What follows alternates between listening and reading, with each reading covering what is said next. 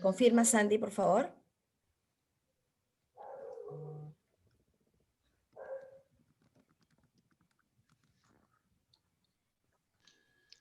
Listo, Maite, ¿puedes comenzar con la transmisión? Listo, listo.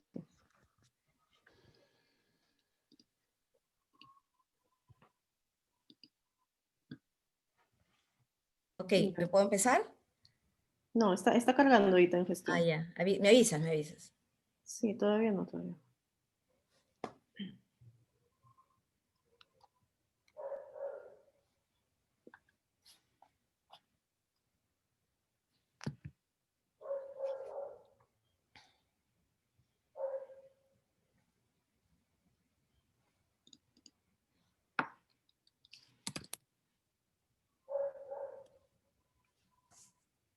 Mirta, ¿ves ¿Sí? algo? Ya está conectado.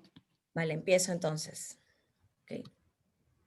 Bueno, buenos días a todos. Quiero dar la bienvenida a todos los participantes a este primer evento que organizamos en conjunto, la Asociación de Egresados y Graduados PUC, con Centrum, la Escuela de Negocios de nuestra alma mater. Dentro de... Mirta, no, espera. Se ha colgado, espera. Vale. Te aviso cuando vuelves a empezar, ¿ya? Por favor. Ya. Me quedo cargando esto, un ratito.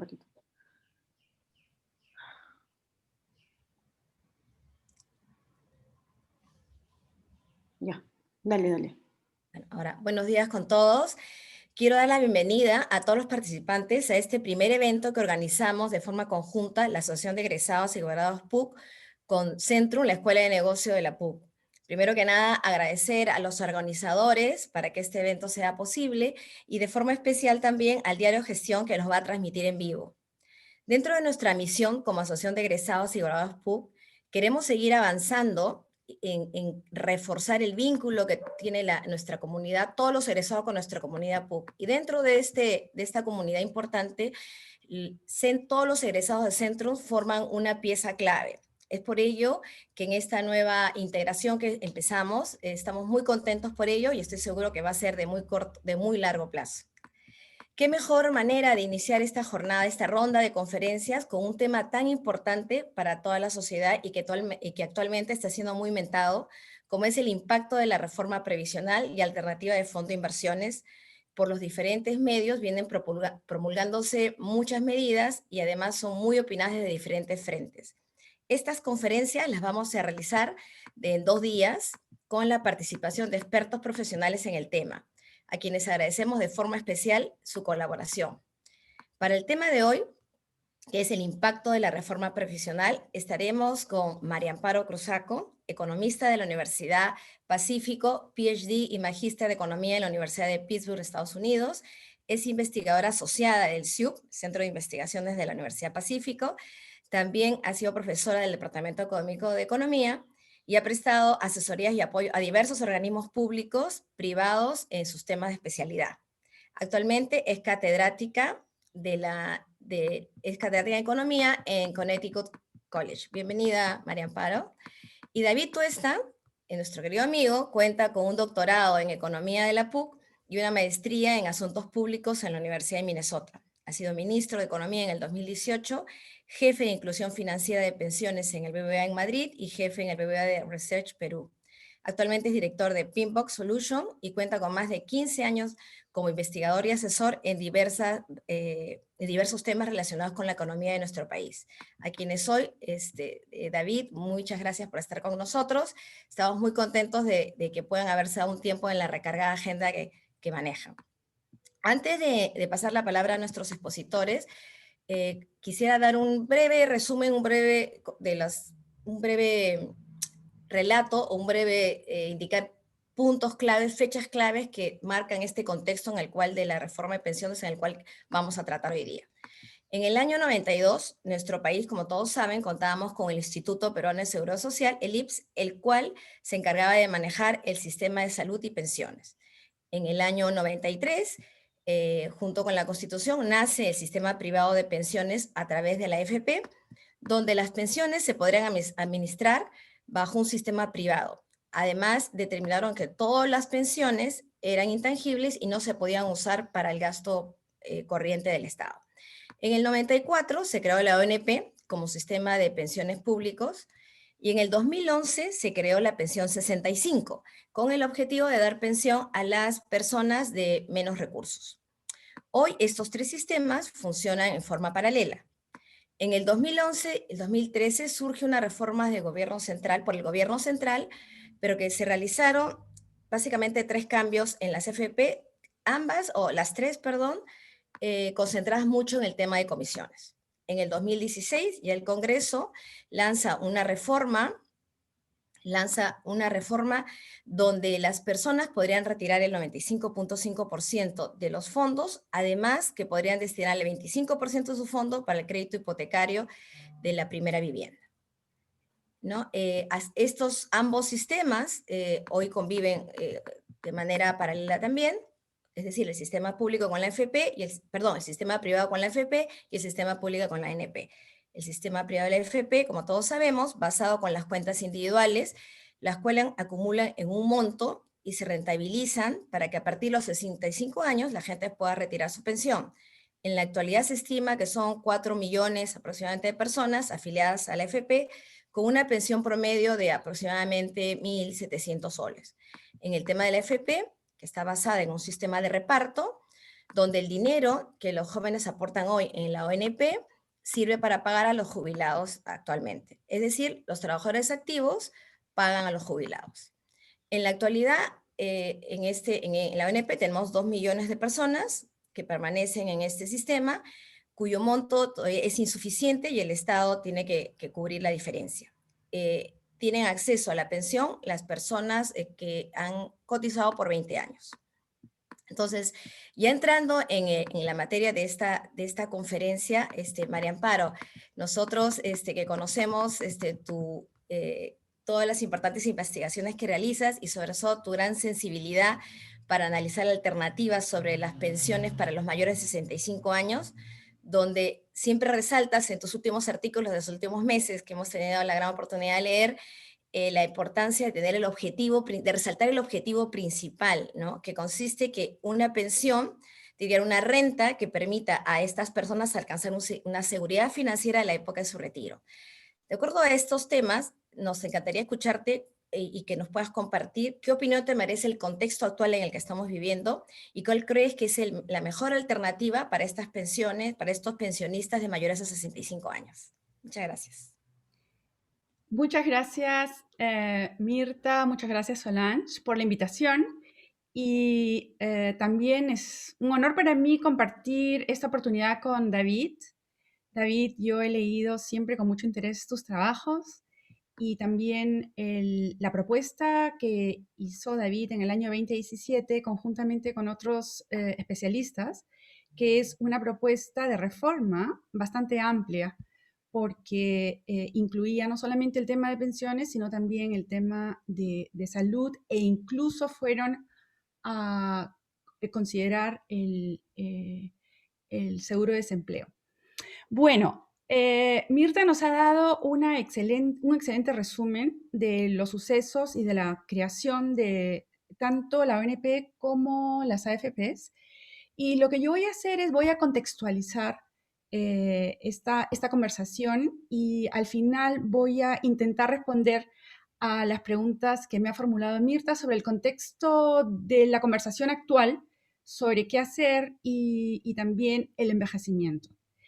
Entonces, yo he titulado esta presentación como una necesaria visión de largo plazo sobre la cobertura y el envejecimiento.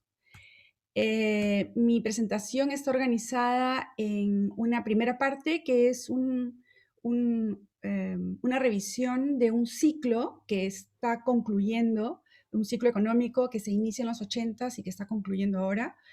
Luego voy a revisar datos sobre cobertura activa con la última información que he podido rescatar la semana pasada y luego voy a ver qué es lo que está sucediendo con la cobertura pasiva. La cobertura pasiva es de las personas de más de 65 años.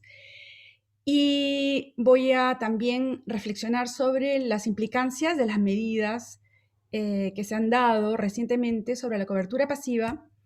voy a presentarles alguna data sobre envejecimiento, sobre la brecha de cobertura pasiva según género, y finalmente voy a dar las conclusiones, recomendaciones y también responder a la pregunta de Mirta. Quisiera destacar que muchas veces cuando uno conversa sobre pensiones, uno enfatiza las decisiones individuales, las personas y su comportamiento, si es que ahorran para su futuro o no ahorran. Y muchas veces este análisis se centra en esta decisión a nivel micro de la persona. Eso es correcto y se tiene que hacer. Sin embargo, estas decisiones operan en un contexto institucional, un contexto económico, un contexto donde se ofrecen estas oportunidades de ahorro, diagonal inversión de largo plazo, de estos pasivos de largo plazo. Y en lo que yo voy a hacer en mi presentación es destacar más el contexto que la decisión individual, porque me parece que nosotros en el país en este momento estamos debatiendo realmente qué cosa es lo que tenemos que hacer en este contexto más amplio. Brevemente, porque Mirta ya lo hizo, estoy descubriendo acá para ustedes un ciclo que se inicia en los 80s y que va a terminar el día de hoy, en octubre del 2020.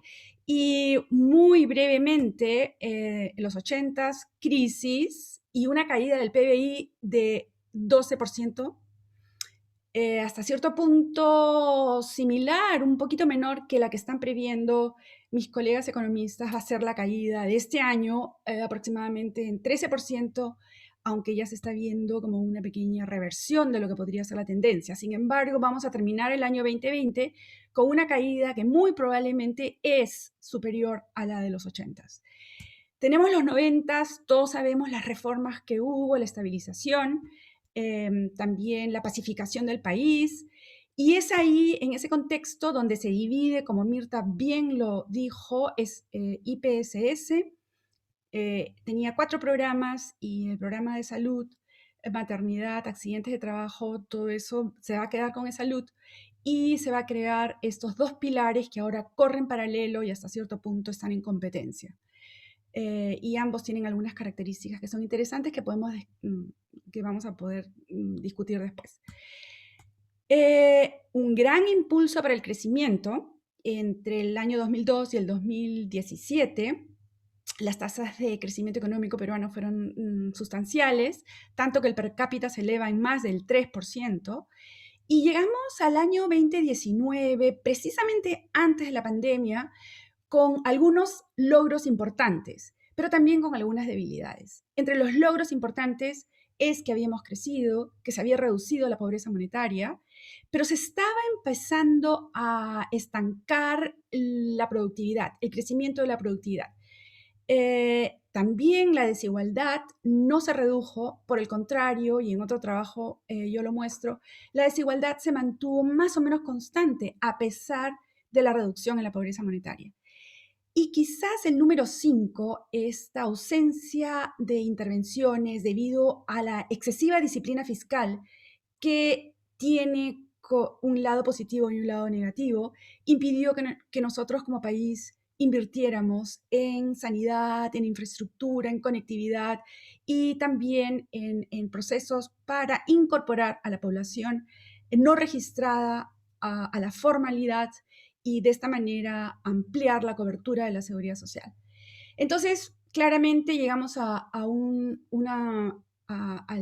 inicio de la pandemia en una condición donde, por todos sabidos, vamos a tener algunos problemas, algunos inconvenientes. Y otro aspecto importante es que estamos ahora realmente cerrando un círculo por el contexto internacional y también estamos teniendo elecciones presidenciales y probablemente se estarían planteando nuevas prioridades a futuro, entre ellas una reforma.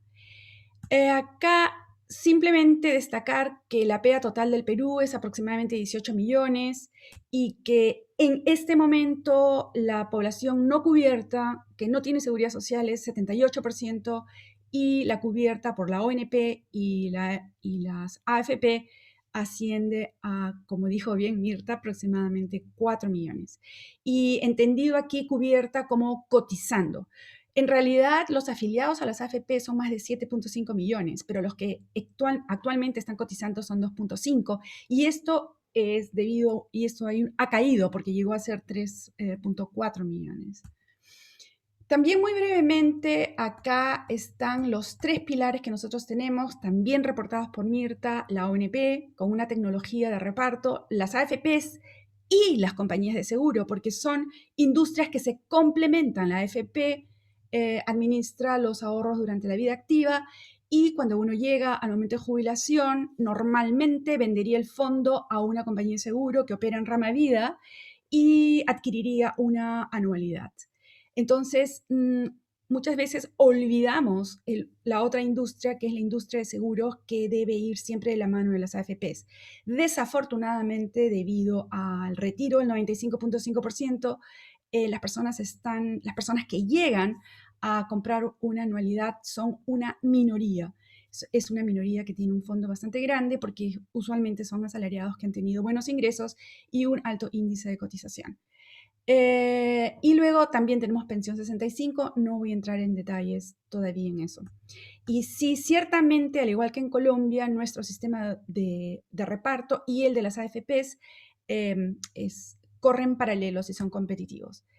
También esto brevemente es una nueva organización de la información. Hay otras cajas, como la caja militar, la de rama magisterial, hay otros pequeños fondos en adición a las AFPs y a la ONP.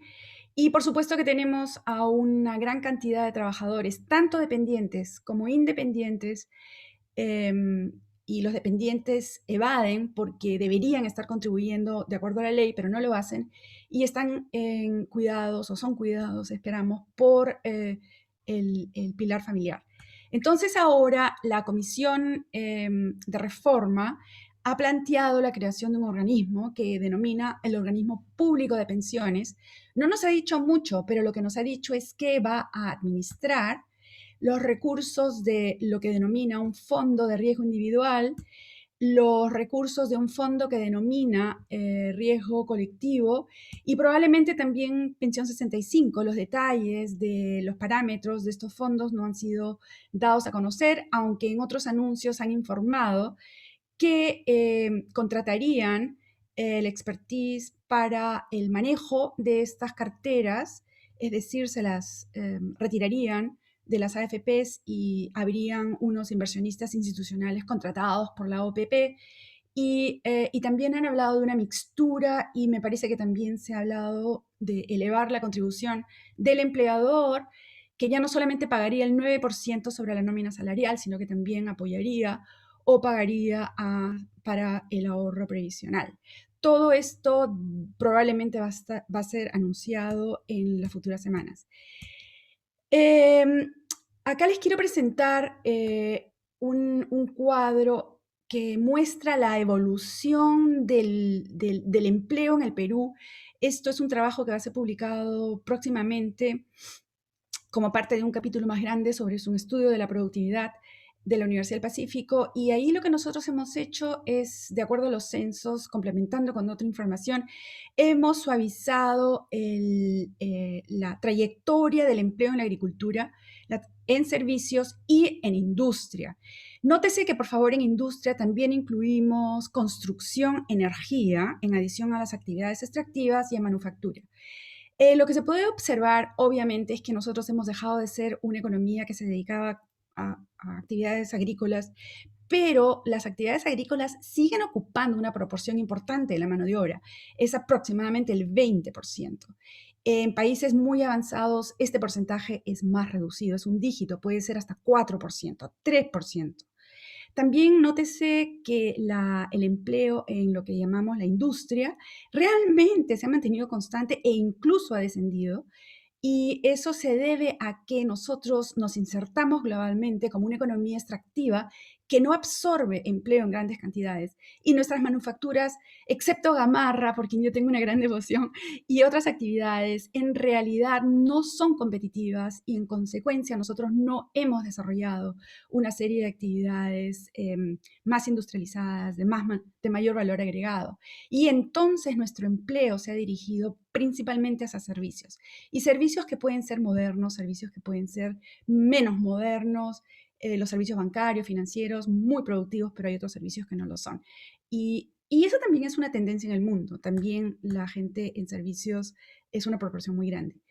Brevemente, el problema de los independientes en el Perú no es un problema de leyes, de mercantilismo, que no se ha extendido títulos de propiedad para que puedan capitalizarse y para que puedan contratar a otras personas. Es un problema estructural y el 50% más o menos de la PEA es independiente bajo diferentes denominaciones, desde microempresarios hasta parientes colaboradores, empleadores, etc. Y el resto son asalariados. Y esto lo tenemos en el libro que tenemos sobre Porvenir de la Bejar. La planilla electrónica es muy importante. Es un esfuerzo conjunto del Ministerio de Trabajo y Promoción del Empleo, SUNAT, donde se registra el trabajo que nosotros llamamos formalizado. En el año 18 eran un poquito menos de 5 millones, probablemente ahora ha disminuido. Y acá lo tengo por sector privado, sector público y la composición según género. Eso también es parte de otro artículo que está saliendo el próximo año sobre el sistema de pensiones en el Perú, donde trabajamos de una manera más específica las características de este empleo en la planilla electrónica. A mí me gusta o prefiero hablar del empleo registrado en la planilla electrónica y el no registrado, porque son estos trabajadores en la planilla electrónica los que realmente están cotizando su seguridad social. Bueno, se explica por sí mismo la cobertura de las AFPs y la ONP desde 1995, perdón. Un tercio se está asegurando con la ONP, 2/3 con las AFPs. Y este cuadro que está a la derecha de ustedes es un poco más importante porque muestra la seguridad financiera si es que tener una pensión otorga seguridad financiera durante la tercera edad. Y notamos que el bloque más oscuro son pensionistas de la ONP, y esto es jubilación. La ONP y la AFP proporcionan pensiones no solamente de jubilación, sino también de viudez, orfandad, por discapacidades, etc. Pero noten ustedes cómo ha ido descendiendo ligeramente en el histograma las pensionistas de la ONP. Mientras tanto, los pensionistas de la AFP estaban subiendo ligeramente y luego empezó a decaer y va a empezar a decaer debido a este retiro del 95%, más el 25%, más el nuevo 25%. Como dijo Mirta, la creación de Pensión 65 ofrece la oportunidad de dar estas pensiones sociales y eso ha llevado a que incluso podamos tener un poquito como el 50% de este grupo etario cubierto, pero eso también está empezando a descender debido a que el país está envejeciendo rápidamente y la proporción con la que se está expandiendo la pensión social es menor a la proporción como crece esta cobertura. Otro estudio donde nosotros hemos comparado a Chile, Colombia y al Perú, hemos hecho un análisis factorial dinámico para poder hacer una proyección de lo que es la cobertura, nuestra proyección durante la época para la cual tenemos data administrativa, coincide bastante con la proyección, con la realidad de la cobertura. Entonces, sobre esa base hemos podido, y esto fue justo antes de COVID, hicimos una proyección de lo que sucedería con la cobertura en estos 3 países y como ustedes pueden observar, no sube más del 25%. Y también, si tienen interés, les puedo explicar cómo hicimos esta estimación, pero está basada en el uso de variables económicos, sociales, institucionales. ¿Cuáles son las implicancias de las recientes medidas sobre la cobertura pasiva? Bueno, claramente, si retiran el 95.5 en las AFPs y la mayor parte de la población que contribuye está en las AFP, no van a tener una pensión al momento de su jubilación. Y E incluso si es que tienen y si es que no venden, o perdón dicho, no retiran su 95%, han retirado 25% para hipoteca y este último año el gobierno permitió que se retire también hasta 3 unidades impositivas y mucha gente que no tenía suficiente, que no ya alcanzaba, han retirado la totalidad. Se retiran antes de cumplir 65 años, una reja, eso también había llegado un momento en que iba a vencerse, pero se ha renovado, entonces uno puede retirarse con menos de 60 años. eh, y, y, y luego, tanto los afiliados a la AFP como ONP, debido a la desaceleración que se produce en la economía, había empezado a disminuir su tasa de contribución. Y claramente estos ingredientes están motivando que haya una menor cobertura durante la vejez. Adicionalmente hay desconfianza, los microempresarios, que representan un gran porcentaje de la población no registrada, tienen bajos ingresos, entonces no pueden destinar 13% a la ONP, por ejemplo. No hay incentivos para promover el ahorro y tenemos que completar lo que se denominan los pisos de protección social, que no solamente incluye pensiones.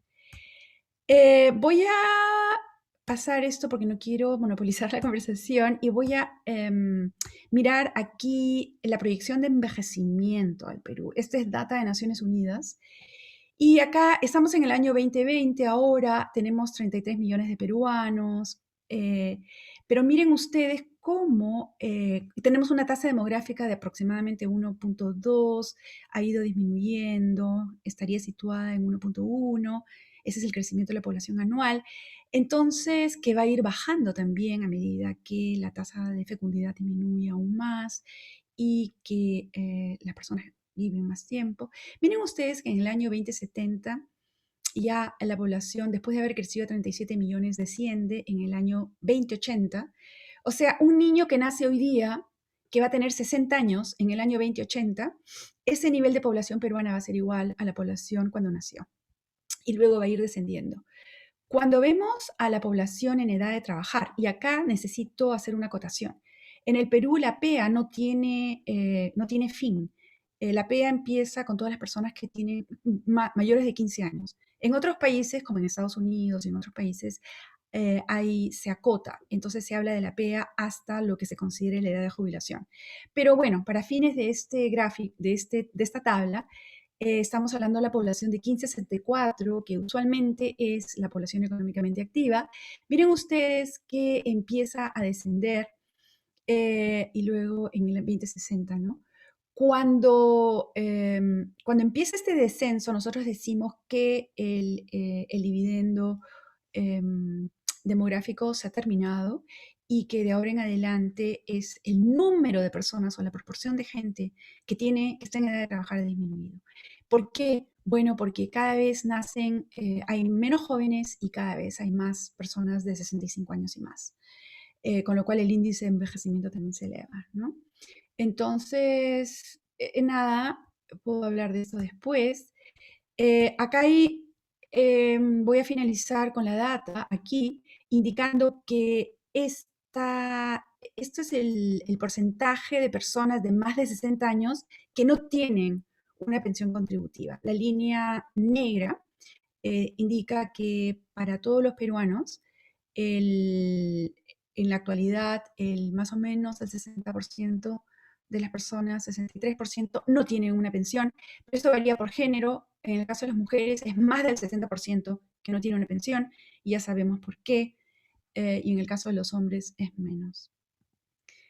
Entonces esto me lleva a las conclusiones, que probablemente es el punch de mi breve presentación hoy día, quizá no tan breve. Y lo primero que quiero decir es que no solamente se trata de una reforma de pensiones, se trata de tener una visión integral para lo que se denomina la protección social, que es el nuevo concepto que está reemplazando el concepto de seguridad social. Nosotros hemos firmado el Plan Madrid, que fue en el año 2002, en una asamblea de Naciones Unidas, y este plan de envejecimiento, que tuvo muchísimo input de todos los expertos en gerontología, en economía, en sociología, en antropología, de todas partes del mundo, tiene unas estrategias muy importantes sobre el bienestar del adulto mayor y la adulta mayor. No solamente se trata entonces de la seguridad financiera, sino también la atención sanitaria, vivienda, etc. Y por eso yo destaqué al inicio el trabajo que hizo David conjuntamente con Janice y con el ingeniero Alejandro de la ONP, sobre cómo ellos en su visión de reforma, que fue encargada por el ministro de Economía de aquella época, Torne, durante la primera fase de PPK, ellos destacaron la problemática de una manera un poco más comprensiva y eso me pareció a mí interesante y moderno. Luego, cualquier reforma ya entrando a pensiones que se haga tiene que considerar la heterogeneidad de nuestro mercado laboral y en consecuencia tiene que notar que tenemos un grupo de gente moderna, conectada, que está trabajando remotamente, etcétera, y otro sector importante de la población que no. Y además tiene que ser progresiva, secuencial, y tiene que apoyarse en las experiencias adquiridas y en los procesos que funcionan bien, porque hay cosas que sí han funcionado bien, que hemos aprendido en estos 35 años. Hay que permitir que los trabajadores tengan la posibilidad de poder contribuir más si lo desean y también pienso que debería haber flexibilidad en las edades de jubilación. Las personas estamos viviendo más años y con salud. Pienso que también se debería, ahora que estamos siendo muy creativos con la inclusión financiera, aperturar cuentas de ahorro previsional que pudieran estar asociadas al DNI. Y tiene también que promoverse de una manera muy, muy intensa, muy estratégica, muy bien pensada a los trabajadores no registrados para que estén todos en la planilla electrónica. Es más, si están en la planilla electrónica, se sabe quiénes son, tienen un DNI, se puede llegar a ellos. Con el apoyo en el momento que hubiese una otra, o pandemia, o desastre natural, u otra siniestralidad. A mí me parece que se tiene que considerar que la pensión no es única de la que uno va a tener que vivir.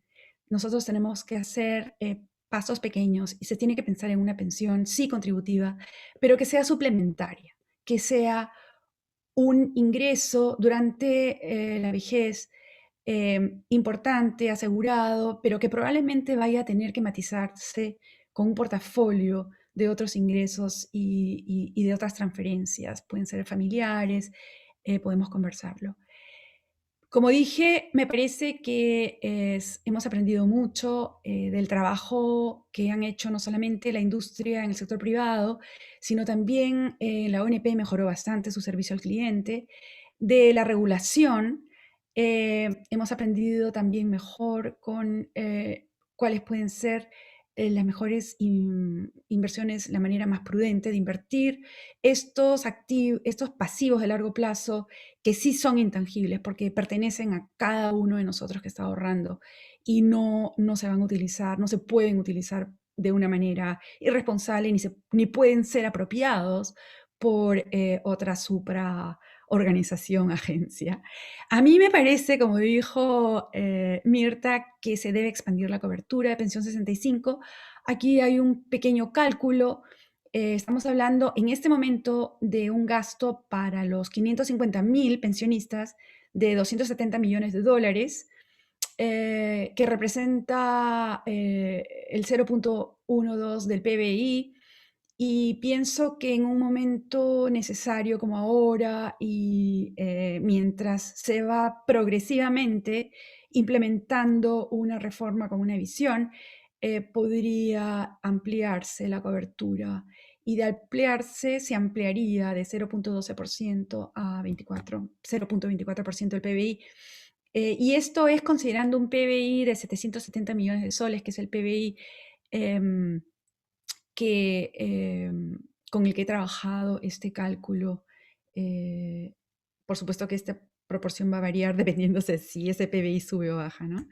O si aumentan estas pensiones sociales, que son en este momento 250 bimensual.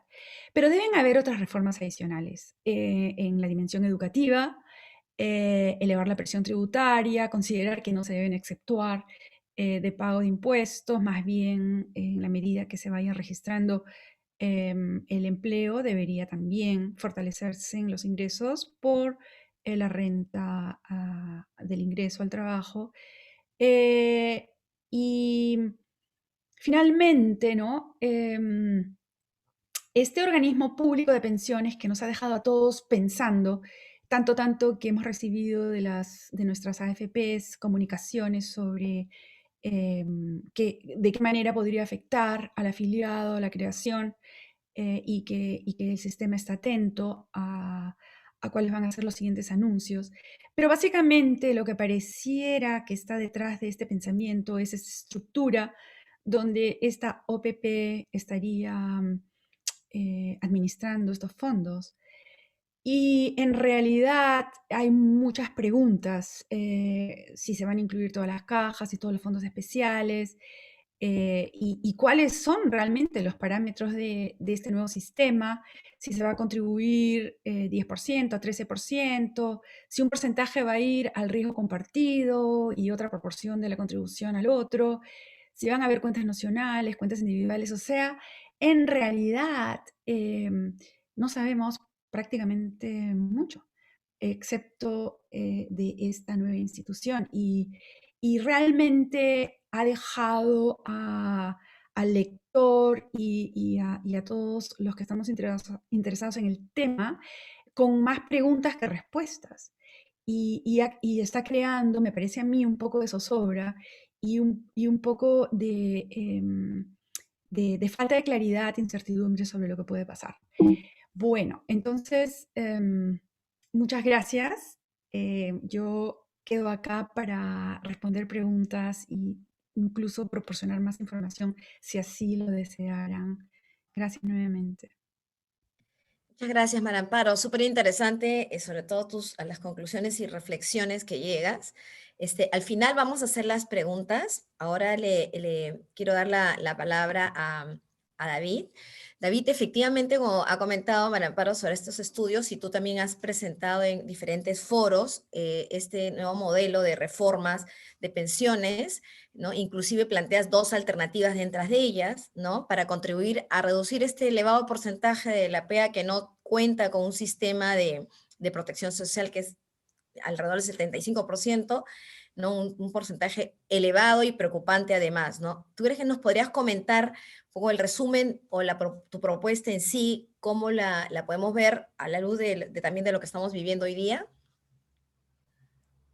Hola Mirta, ¿cómo estás? Un gusto verte después de, bueno, nos hemos estado coordinando después de tanto tiempo y volver a Sí, hacer cosas interesantes, ¿no? Mirta ha sido una colega muy entrañable en mi época de BBVA.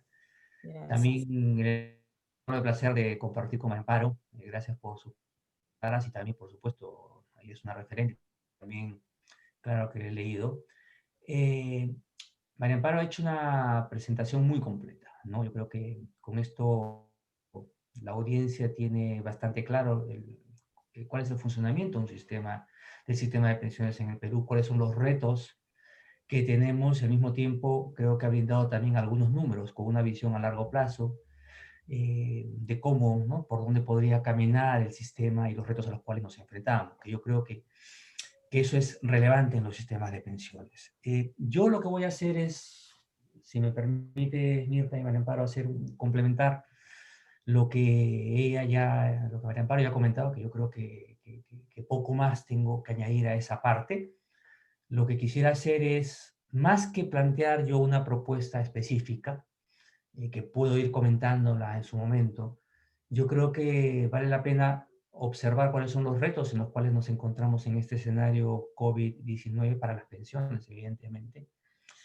¿Qué aspectos se nos plantean desde una perspectiva global, digamos, cosas que todos los sistemas de pensiones van a tener que valorar?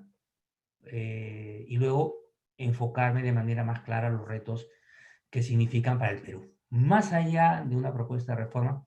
Y yo quisiera dar, de repente, un primer punto, que lo voy a retomar más adelante. Sobre reforma del sistema de pensiones hay diferentes visiones, ¿no?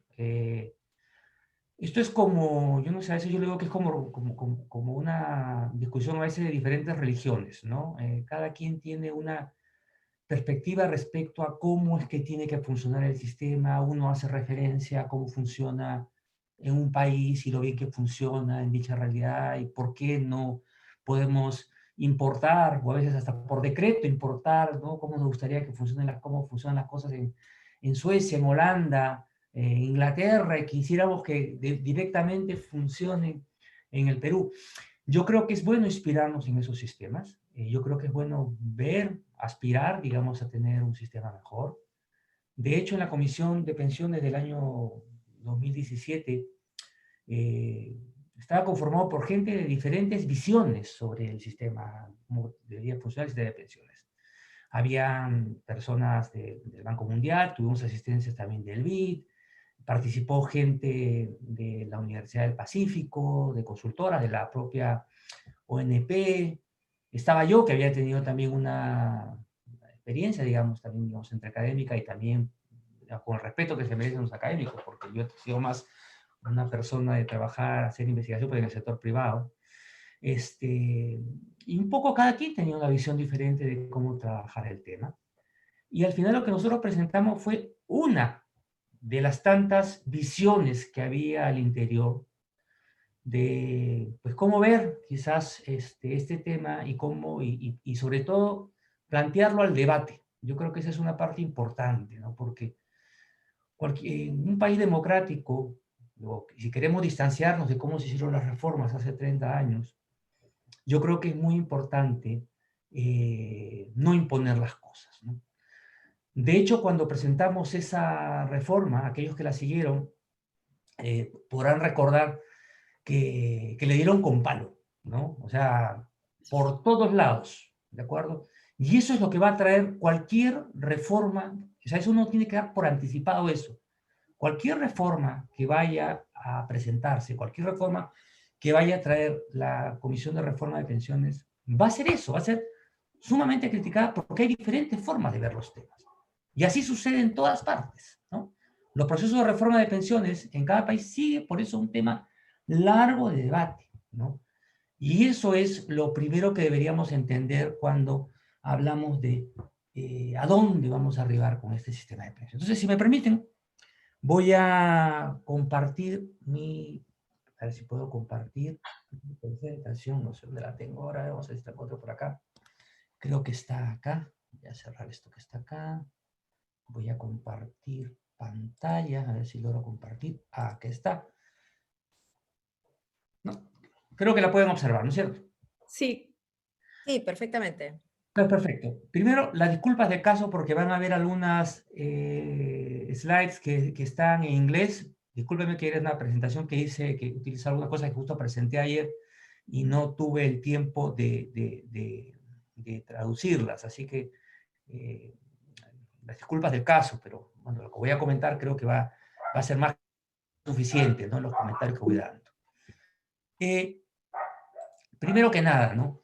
El tema del contexto del COVID, ya María Amparo dio una referencia relevante, pero yo creo que es simplemente importante también precisar que nos encontramos en una circunstancia muy compleja para la realización de cualquier tipo de política económica, sea de corto o de largo plazo. Hay efectos de cola, estadísticamente hablando, de estas cosas que no se piensa que van a suceder o que sucedieron alguna vez y creemos que no van a suceder nunca más. Y bueno, nos incorpora pues un escenario de gran incertidumbre por el dislocamiento que existe entre la oferta y la demanda. Esta incertidumbre se plantea básicamente por dos preguntas simples, ¿no? Por el lado de la oferta, el que produce dice si voy a vender, creo que es la primera pregunta, y pues por tanto si voy a invertir. Y el lado de la demanda, pues evidentemente el que no tiene trabajo ya ni se plantea, digamos, consumir más, y el que tiene empleo, pues al ver la que está lloviendo, pues se plantea también si debe comprar o no debe comprar. Entonces, y esto es lo que se observa, y acá en España, en Europa particularmente, esto se puede observar con una particular tristeza, porque después de julio, agosto, en que más o menos parecía que esto había sido pues controlado y habían algunos brotes de optimismo respecto a que se había metido esto, y los restaurantes y sus terrazas empezaban a abrir, empezaban a incurrir en costos fijos, ¿no? Prendiendo la luz, contratando de repente, reclutando empleados, haciendo las inversiones en términos de sanidad, ¿no? Para los distanciamientos sociales, etcétera, etcétera. Ahora de pronto les cae, ¿no? En varios lugares de que se vuelven a cerrar, van a haber toques de queda, etcétera, etcétera. Eso es lo que trae la pandemia, ¿no? No va a haber una certeza respecto a cómo van a ir funcionando las cosas más adelante. Entonces, en este escenario, pues, se plantea o se discute sobre los temas de sistema de pensiones, ¿no? Y la cosa está lejos de retornar a lo normal, ¿no? Estas dos gráficas, que seguramente ustedes la han estado viendo, esto está actualizado hacia más o menos la quincena de octubre, y como se observa, primero los datos de movilidad, pues estamos lejos de lo normal, esto no ha acabado. Y fíjense en el caso de Europa, ¿no? En el caso ya en el lado derecho de las curvas, ¿no? De contagios, ¿no? Como estos más o menos, se llegó hacia julio a niveles no iguales a previo a la pandemia, pero que parecía que la cosa estaba en mejores condiciones, y otra vez se ha vuelto a disparar, y es de esperar también, pues, que la movilidad y los efectos económicos, pues, tengan un impacto que vamos a terminar observando, ¿no? Vemos, paradójicamente, ¿no? Que donde se inició los contagios, son, comparativamente hablando, donde el tema está mayor, más controlado. Estados Unidos, que son una multiplicidad de países, si se podría ver así, en términos, en la línea azul, pues ahí tiene, ¿no? Varias olas, por llamarlo de alguna manera. Y Latinoamérica, pues con una ola más o menos permanente, ¿no? Que más o menos se ha controlado, parece, pero la cosa, digamos, esto pinta para un tiempo bastante prolongado.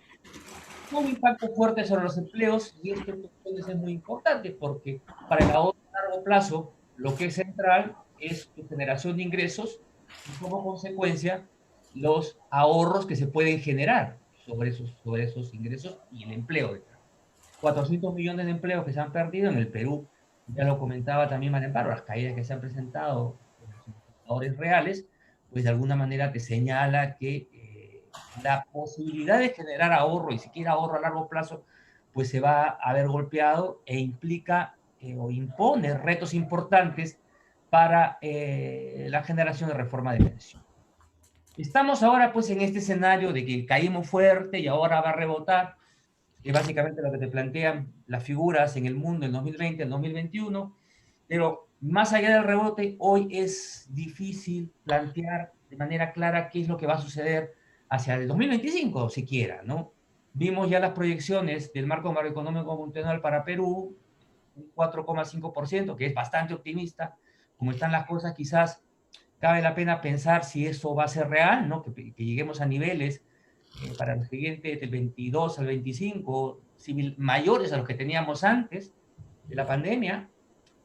Y bueno, y eso te plantea pues preguntas respecto a cómo ver, ¿no? El escenario y esto ha llevado primero a romper las alcancías, ¿no? Romper el chanchito en los países, utilizar fuertes impulsos fiscales, como estamos observando acá en esta gráfica, siendo en verde los países o las geografías que más programa de estímulo fiscal en el contexto COVID han incorporado. Perú no se queda atrás, evidentemente, ¿no? Pero todos han roto su chanchito y han intentado trabajar en este tema. Esto es solamente la parte fiscal, ¿no? No estamos incorporando la parte de estímulos monetarios. Pero, y ahí sí entrando ahora al tema de pensiones, también se ha roto el chanchito de los fondos de pensiones, ¿no? En el lado izquierdo tienen una lista, ¿no? de países que permiten ya de por ley, digamos, está establecido claramente el acceso a los fondos de pensiones más allá de pensiones, ¿no? Que permiten algún tipo de retiro para diferentes motivos, ¿no? Para financiar tu vivienda, financiar salud, otro tipo de retiros, como pueden estar justamente situaciones de emergencia.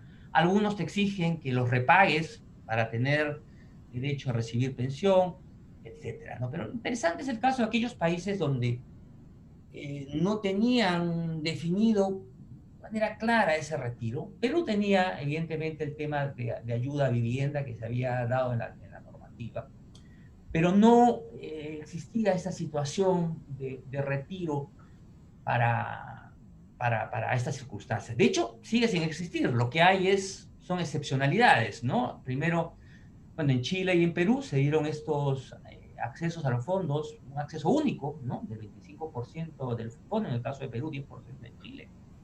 Se está discutiendo hoy el acceso irrestricto, casi restricto, al 100% de los fondos, en otros casos con límites.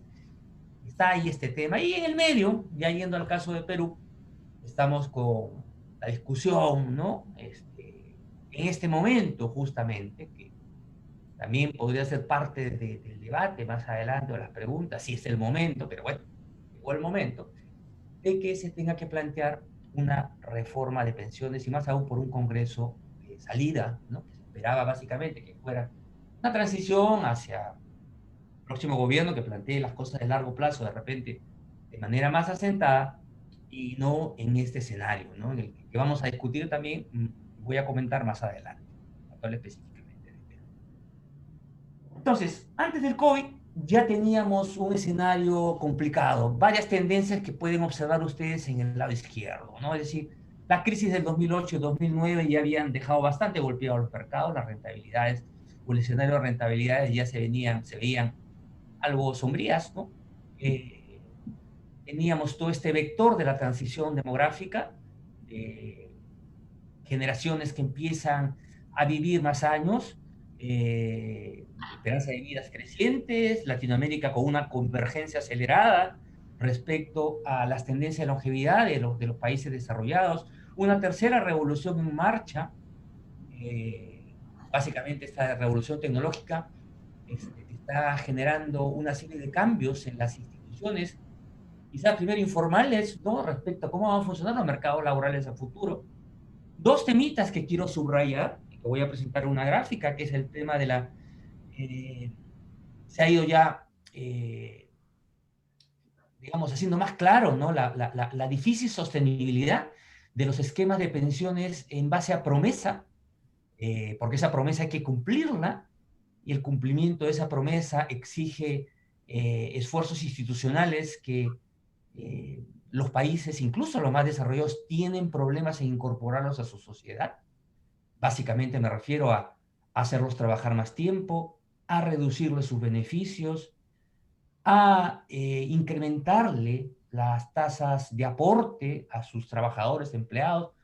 Por eso les comentaba yo que traer un sistema de otro lado, acá hay que pensárselo bien, hay que debatirlo, ¿no? Porque hay que decirle a la gente claramente, por ejemplo, si se va a pasar un esquema de pago donde va a haber una parte o algún tipo de aseguramiento y una promesa de pensión, si tenemos las bases institucionales para cumplir esa promesa. Porque si no, pues desvestimos un santo para vestir a otro, y más adelante también vamos a comentar al respecto. Y evidentemente, para los esquemas de tipo de contribución definida van tomando más protagonismo, por supuesto, pero es cierto, por lo que les comentaba anteriormente, que a un escenario también donde la transformación demográfica también les impacta porque vive más tiempo y lo que has ahorrado te va a alcanzar menos tiempo y las rentabilidades también están bajando, pues evidentemente deja de alguna manera con menos protección, o solo, vamos a decirlo, ante estos cambios a la decisión individual de las personas. Y eso también hay que debatirlo, ¿de acuerdo? Y estos son dos elementos que hay que tener claro en el escenario, ¿no? Primero, en el mundo se está observando que los sistemas de pensiones de contribución definida van tomando cada vez más protagonismo. Acá hay una referencia, una gráfica que todos los años se actualiza la OECD en su publicación Pension Focus, y se ve cada vez esta mayor importancia, no solamente por un tema de rentabilidades, ¿no? Que las rentabilidades a largo plazo sí van creciendo, pueden ir creciendo a menos o mayor ritmo, pero van incrementando, sino porque los países que tradicionalmente tenían esquemas de reparto muy, digamos, bastante protagónicos, ¿no? Poco a poco van reduciendo ese protagonismo porque la realidad impide que la promesa se pueda cumplir, si es que no se generan otro tipo de desequilibrios. De hecho, en la gráfica del lado derecho se ve un gráfico de la Comisión Europea donde se señala cómo estos beneficios en las generaciones van reduciéndose, ¿no? Y las proyecciones que se tienen para los siguientes años. Entonces, esto es un tema que tiene que quedar también muy claro, ¿no? Pensando también en las reformas de pensiones en el Perú. Es decir, el cumplimiento de la promesa, de que va a ser un periodo duro, de que un sistema de pensiones no va a solucionar los problemas de la noche a la mañana, sino, es más, nos va a enfrentar, como el anterior, probablemente, a nuevos problemas, y esos problemas hay que tener una base institucional para poder enfrentarlos, ¿de acuerdo? Y por eso es tan importante, en este contexto, que la sociedad civil participe y debata un informe final, ¿de acuerdo? Eso tiene que quedar, creo yo, muy claro. Yo creo que la sociedad tiene el derecho a exigir ese punto, ¿de acuerdo? Hay un informe, veamos el informe, pensando un poco en el caso de Perú, y hay que debatirlo porque quiero saber cómo es que yo y el Estado vamos a participar en este nuevo esquema. Y bueno, todo lo que vi anteriormente, pues ahora con el COVID queda acelerado, ¿no? Digamos, acelera más, ¿no? Hemos visto, hay N ejemplos anecdóticos para observar, digamos, lo que la tecnología va a traer en el nuevo futuro del trabajo.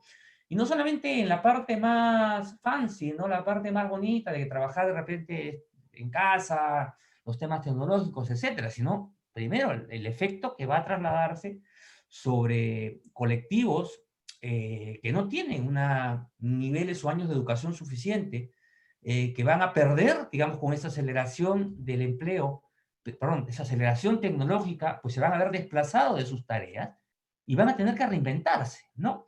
Y esto, las revoluciones industriales anteriores, de alguna manera nos han dado muestra, ¿no? De esto que significa, que bien se define en la literatura como Angel's Pause, ¿no? Digamos, la pausa de Engel, ¿no? Haciendo referencia, pues, a la visión, ¿no? Que observaba, digamos, este pensador, digamos, ¿no? Respecto y que observó claramente, ¿no? Digamos, en las sociedades de que el cambio tecnológico iba generando personas desplazadas, ¿no? Por la tecnología en los periodos iniciales, ¿no? Obviamente luego, cuando pasan las generaciones, viene gente más educada, con más años de estudio, etcétera. Las siguientes generaciones empiezan, por lo menos en las dos revoluciones industriales anteriores, empiezan a gozar justamente de esa trayectoria, ¿no? Empieza ya a complementarse justamente porque la tecnología requiere gente con determinadas características en términos educativos, pero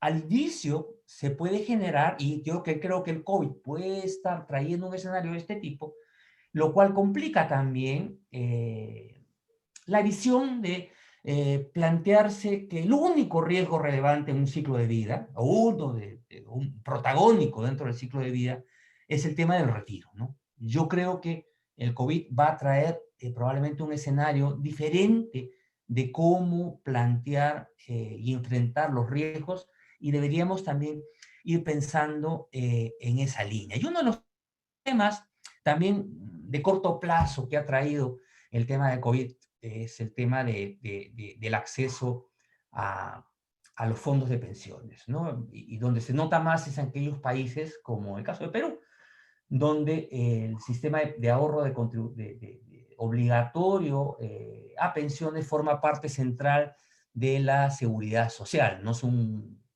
algo complementario, sino se construyó como la esencia, ¿no? Para muchos trabajadores es probablemente una de sus principales fuentes, ¿no? Sociales, o la principal fuente social para su jubilación. Y acá quería recoger este trabajo que hizo el BIT este año, más o menos en mayo, donde estuvo analizando cuál sería el impacto que podría tener el retiro en ese momento de diferentes escenarios, 10 o 25% del fondo de pensiones sobre una tasa de reemplazo teórica, ¿no? Digamos, tasa de reemplazo teórica para el Perú claramente, ¿no? Porque entendiendo que hoy la gente se puede llevar el 95,5% de golpe, pero para hacernos una idea, ¿cuánto de pensión te podría dar desde el punto de vista de una renta vitalicia, ¿no? El escenario de la derecha es un escenario pues bastante optimista.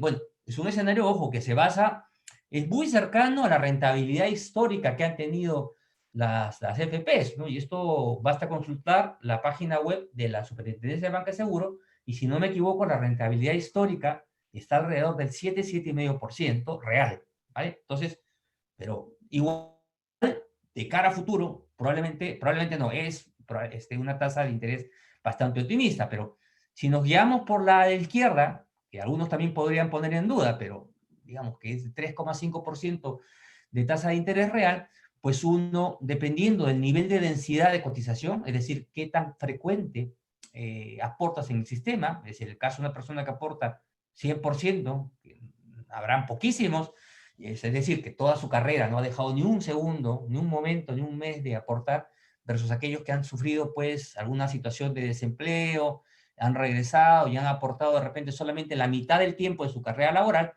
pues las tasas de reemplazo, según el BID, en un escenario base estarían entre el 37%, cerca al 40% y cerca al 20%, y básicamente se reducirían alrededor de 10% más o menos, dependiendo de la situación de cada uno y dependiendo de cada uno de los escenarios. Entonces, sí va a haber una pérdida, mídase como se mide, es decir, si queremos medirlo así bajo el escenario de pensión o si queremos medirlo de repente como bolsa que te vas a llevar al final, vas a contar con menos recursos y por tanto, pues hay que buscar la forma, ¿no? De ayudar o de incentivar a las personas que puedan tener otros recursos, ¿no? Que permitan afrontar el proceso de retiro que se pueda presentar más adelante.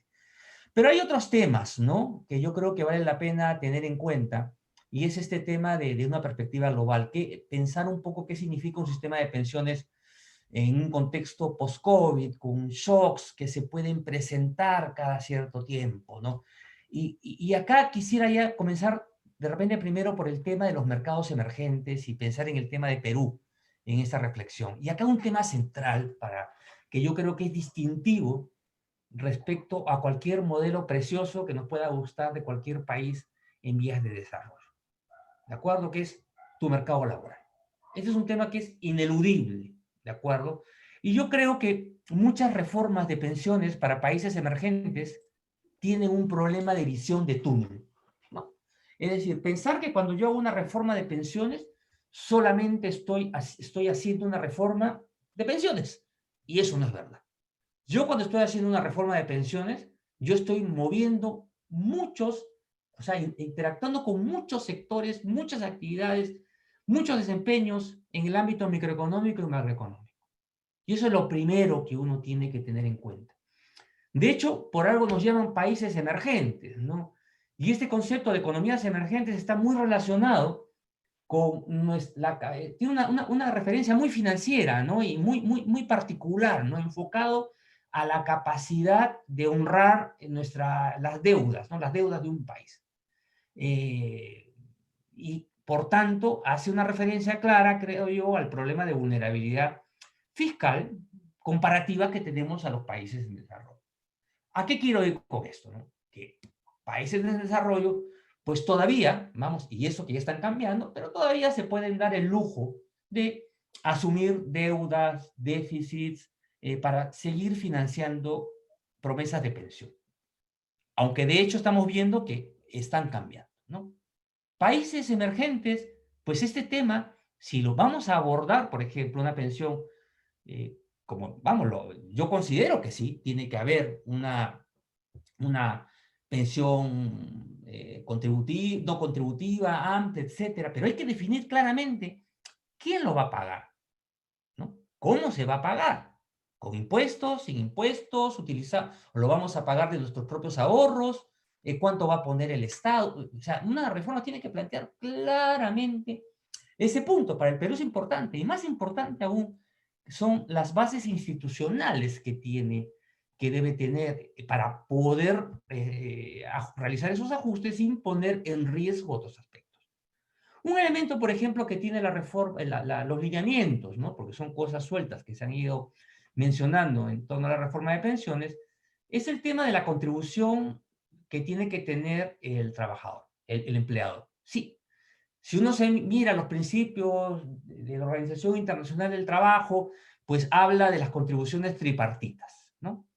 Pero esos son conceptos, digo yo, un poco, sí, interesantes, loables, pero vacíos, si es que no tenemos en cuenta la realidad de informalidad y de alta rigidez laboral que existe en nuestros mercados. Según el propio BID, un trabajador, para contratar un empleo formal, luego de pagarle el salario, tienes que pagar entre trabajador y empleador 70% más sobre el salario, ¿de acuerdo? Entre una serie de contribuciones. Entonces, habría que pensarse bien cómo es que va a contribuir el empleador, qué tasa va a aportar, ¿no? Si no queremos generar, pues, más informalidad, que ya es elevada, pero en el margen, ¿no? Digamos, ya todavía hay gente en el... O sea, las empresas más productivas no van a tener problema en pagar esto. El problema está en aquellas empresas que están en el margen, de ser formal e informal. Y más aún, si le incorporas una pensión no contributiva alta, imagínate, pues el incentivo está claro para una pequeña empresa o una mediana empresa que ha intentado ser formal, porque se va a plantear, pues vamos, ya no paguemos, vamos todo en negro y vas a tener tus beneficios y tu pensión gratuita, ¿no? Y salud seguramente también. Entonces, son temitas que yo creo que son importantes trabajar. Hay que hablar, hay que definir muy claramente cuál es el tema de redistribución que quieres incorporar. La sociedad tiene que participar claramente en ello. Tanto la redistribución intrageneracional, es decir, si voy a incorporar un esquema redistributivo, efectivamente hay modelos que la sociedad en otros países ha definido bastante bien, que quieren que haya una redistribución, pero ojo, una redistribución entre economías ampliamente formales, ¿no? Donde prácticamente la redistribución del sistema de pensiones coincide con el tamaño de formalidad de tu economía. Plantear una redistribución en una economía que tiene solamente 30% de formalidad, tiene, no sé, yo al menos considero que hay que pensárselo un poquito más, ¿no? Antes de plantear unas cosas de este tipo. Luego está el tema de la distribución intergeneracional.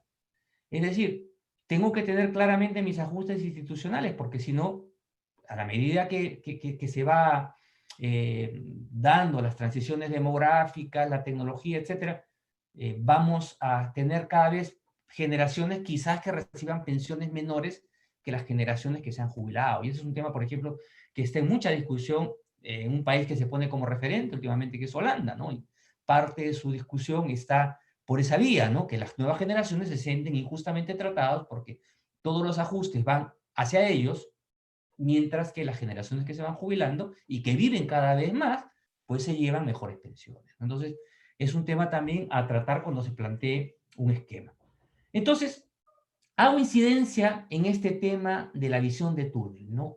No hay que dejar de pensar los efectos que se pueden generar sobre el mercado laboral, los efectos que se puede generar también de un sistema de ahorro privado que ya está incorporado dentro de un mecanismo de ahorro, inversión, financiamiento, generación de empleo, crecimiento, etcétera, y lo que significaría transitar a un esquema de otras características, ¿no? Entonces, yo creo que estos elementos hay que tenerlo claramente en la visión. Y ya desde un punto de vista, ya para ir acabando, de un punto de vista más de largo plazo y de una perspectiva global, yo creo que vamos a ir poco a poco vamos a tener que replantearnos, ¿no? Estas cosas esta perspectiva, este marco que muy bien nos planteaba Ando y Modigliani, ¿no? Con el esquema del ciclo de vida, ¿no? Estas 3 etapas, ¿no? En la cual tienes una primera etapa, digamos, donde básicamente estás aprendiendo, estás educándote de alguna manera, no ahorras, evidentemente, tienes una etapa en la cual y empiezas a ahorrar, porque empiezas a ganar recursos, empiezas a generar ingresos, y luego en esa etapa pues, vas consumiendo, evidentemente, logras un ahorro en el intermedio, y luego tus ingresos empiezan a disminuir, ¿no? Y empiezas a desahorrar, ¿no? Entonces, esta es de alguna manera la visión típica que nos permite ver el tema de pensiones como mi gran objetivo, ¿no? Mi gran objetivo es tratar de voy a enfrentar seguramente algunos shocks en mi etapa de acumulación, pero tengo que prepararme para la desacumulación. Pero yo creo que el COVID y otros fenómenos que se vienen presentando, yo creo que, y que vienen acelerando además, digamos, estos vectores que mencionaba ahí, como el de la longevidad, que te va a llevar justamente a plantearte a trabajar más tiempo, por eso la línea naranja que venga que es más extendida, y el hecho de del cambio tecnológico que te va a obligar seguramente cada vez tener que tomarte pausas para capacitarte, reentrenarte, volver a recolocarte. Entonces, vas a tener varios periodos de desahorro más intensivos, ¿no? Vemos ya a esta parte varios fenómenos en diferentes realidades, desde diferente vía que pueden significar, digamos, un cambio en esta perspectiva. Por lo cual, yo creería también que hay que pensar bien, no solamente en el tema previsional desde el punto de vista de tu última etapa de vida, sino también ya desde una perspectiva de Estado, buscar mecanismos justamente que permitan a los colectivos ahorrar o que el Estado también ayude para que puedan prepararse adecuadamente para reincorporarse ante un escenario que yo creo que va a venir de bastante cambios o shocks, ¿no? Que van a enfrentar las personas en el mercado laboral. Y voy a pasarme esto. Y simplemente el día de hoy yo he dejado un artículo en Semana Económica que les recomiendo leer, donde entro de manera ya más específica a hablar sobre el contexto actual de las pensiones en el Perú. Como ustedes bien saben, junto al COVID-19 llegó al mismo tiempo este nuevo Congreso, ¿de acuerdo? Que se ha constituido, pues, en una fuente de incertidumbres adicionales, ¿no? Y básicamente ellos han enfilado, entre otras cosas, su visión sobre las pensiones, ¿no? Y hay tres elementos que actualmente creo están iterando, ¿no? En este concepto visión que tienen de las pensiones, ¿no? El tema del acceso casi restricto en algunos casos a los fondos de pensiones, la devolución de los aportes, esta devolución imposible, ¿no? Inconstitucional de los aportes a la ONP y querer reformar a las pensiones. Yo no sé cómo podemos integrar estos tres elementos, ¿no? O sea, sobre todo me preocupa el último también, ¿no? ¿Cómo podemos decir que vamos a hacer una reforma de pensiones cuando vemos que los mismos congresistas que dicen que están haciendo una reforma de pensiones no hacen nada por oponerse a que se destruya el sistema, ¿no? Porque al final vamos a terminar haciendo una reforma de pensiones sobre escombros, ¿no? Entonces, yo creo que eso no tiene ningún sentido. Uno esperaría por lo menos que los que están impulsando la reforma, pues detengan a sus compañeros de carpeta que están impulsando, pues, que el sistema de pensiones quede en nada, ¿no? Y dos, ya para finalizar, yo creo que es importante establecer un claro proceso de reforma. Y aquí quería terminar el tema diciendo que acá no importa, yo creo, lo menos relevante dentro de esta situación, más allá que tiene su importancia, es qué modelo estés proponiendo. El modelo puede estar, cada quien, como dije, tiene diferentes perspectivas. El tema es que esto que tú propones tiene que venir muy bien presentado con un informe técnico. Eso es claro, ¿no? Entonces, en este proceso, la primera etapa, que debe ser de audiencias, escuchar a las personas, yo creo que esa etapa ya la hizo esta comisión del Congreso, yo creo que hay que felicitarlo por ello. La segunda etapa, que se las quiso saltar, pero bueno, parece que se han reacomodado, que es el tema de un informe técnico. O sea, yo no puedo ir soltando ideas de cambios profundos sin que tengan sustento, eso solamente genera incertidumbre. Tienes que traer tu informe. Tercero, ponerlo a debate, saber que le van a dar con palo, pero de eso se trata. Y cuarto, tienes que establecer claramente cuál es tu cronograma y tu esquema y modalidad, cómo se va a generar ese consenso. Cuáles son esas mesas de trabajo, cómo al final vas a llegar tú a que ese proyecto de ley o no proyecto de ley, sino ese informe técnico se termine transformando pues en algo que la sociedad pueda terminar de asumir como que es la reforma que desea, ¿no? Entonces yo creo que hay que ordenar un poquito la casa, no se puede hacer las cosas al caballazo. tenemos que diferenciarnos claramente de lo que fueron las reformas, de cómo se hizo esta reforma en el año, a inicio de los 90, ¿no? O sea, muchas cosas se hicieron rápido, algunas cosas bien, algunas cosas mal, pero hoy ya estamos en un momento diferente. Hoy se tienen que hacer reformas en una sociedad democrática bastante discutidas y pausadas, ¿no? Y eso es mis comentarios finales como conclusión, y yo les agradezco mucho la paciencia que han tenido. No, muchas gracias, David. Súper interesante, la verdad, tus comentarios a este punto tan álgido de que hoy estamos escuchando. Y si bien veo que hay buenas coincidencias entre ambas propuestas, porque algo que he apuntado aquí es que efectivamente, ¿no? Yo creo que lo relevante es que tenemos que tener todas las bases institucionales, que también comentaba María Amparo, en qué contexto estamos, y que esto va a movilizar todos los sectores, y además no solamente si hablamos de una pensión, sino de tema de salud y otros condicionantes. Sí, creo que dejas abiertas estas reflexiones, y coincido con María Amparo que hoy por hoy tenemos más preguntas que respuestas. Pero si vamos a este punto clave de la OPP, de esta oficina, que si bien efectivamente ha sido formulada, digamos, con las buenas intenciones de que sea independiente, de que pueda velar por el tema administrativo, yo te pregunto, María Amparo, para complementar un poco todo el sustento y la reflexión interesante que ha hecho David, ¿qué opinarías? ¿Cómo crees que realmente este organismo va a funcionar con estas condiciones que plantean de independencia y este fin concentrado de forma holística, de forma integral para ver las pensiones?